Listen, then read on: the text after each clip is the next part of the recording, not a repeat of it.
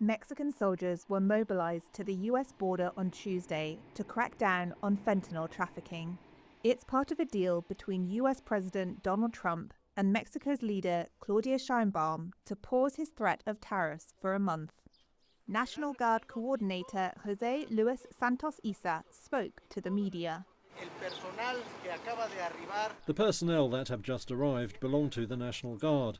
They arrived because of the recent agreements between President Claudia Sheinbaum and President Donald Trump, which consist of reinforcing the northern border of our country with people of the National Guard to avoid drug trafficking from Mexico to the United States, especially of fentanyl.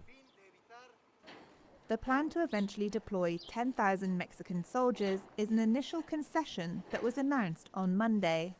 Sheinbaum said Washington also made promises to try and stop the flow of high-powered weapons from the United States over the border into Mexico.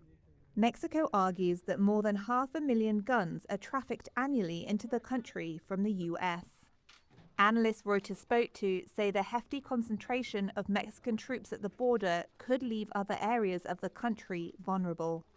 Sheinbaum has threatened retaliatory tariffs if Trump makes good on his threat of 25% duties on Mexican imports.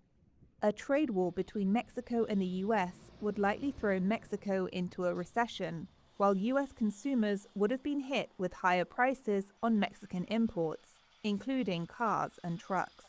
Mexico's economy minister Marcelo Ebrard told reporters on Tuesday that they believed a month was, quote, more than enough to strike a deal to head off Trump's threats.